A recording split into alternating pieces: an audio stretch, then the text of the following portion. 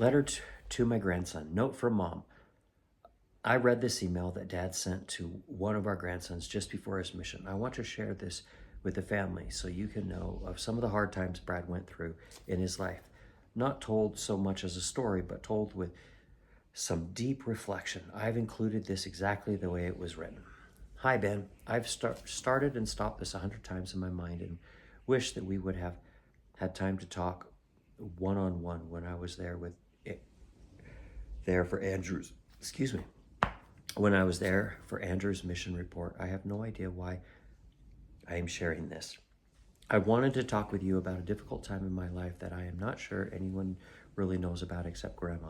When I was a few years younger than you, I started to have these really weird emotional or mental, I guess, experiences. I can't really explain them.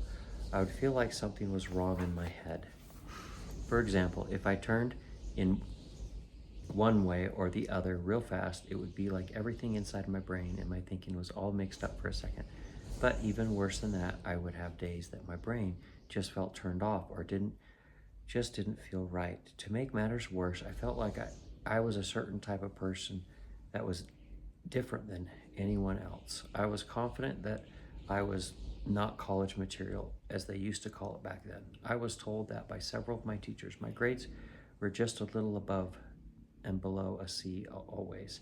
One morning before church, I told my great-grandpa Jensen that I didn't feel like going to church. I told your great-grandpa Jensen that I didn't feel like going to church, so I was going to stay home.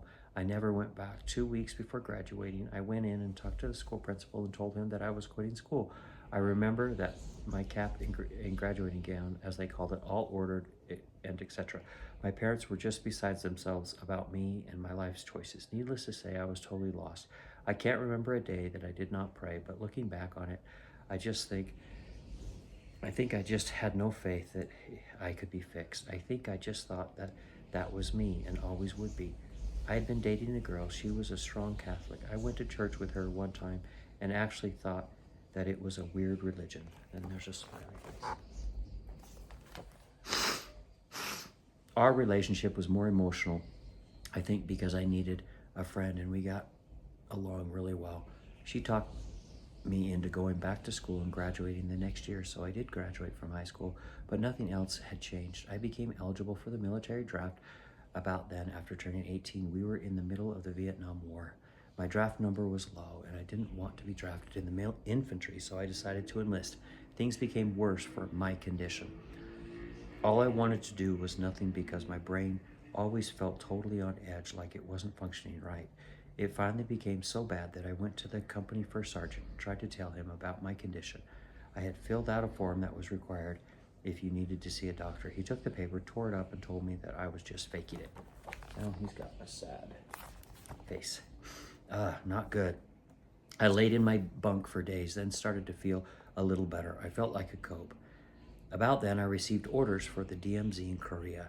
I was there a year and then sent to Colorado and then to Italy to a NATO site. It was there that I started to read the Book of Mormon. I still had my mental, emotional, whatever it was, illness. I remember, though, for the first time in my life, actually turning to Heavenly Father and decided that I was going to start making better decisions in my life, no matter how miserable life was. I will never forget that decision at that time. I had started to drink in the past because it helped me through the bad times.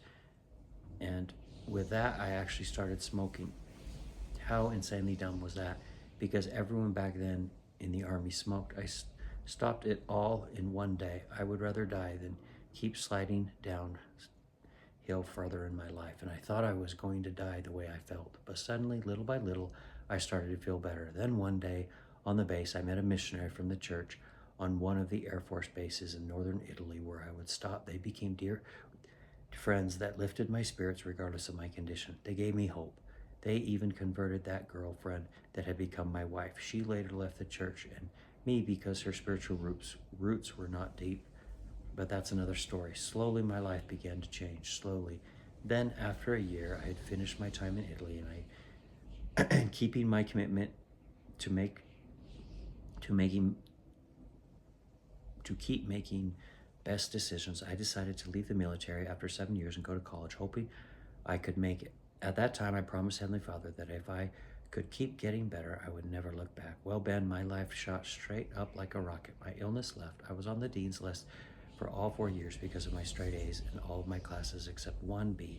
I could go on forever with how the Lord continues to bless my life.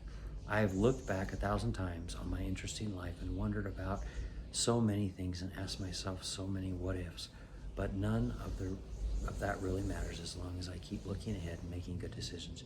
You know what the strange part of it all of this is, Ben? I still don't know why I wanted to tell you about this part of my life. I think you are a wonderful young man. I could not be more pleased with you and your life's choices. You are so kind, sensitive, and just plain good. You are what the world needs most of, and maybe there is a lost soul out there that is waiting for you to pull him up and give him hope, faith, hope, and charity. I love you, Ben, always and forever. Grandpa Jay. And there's a smiley face.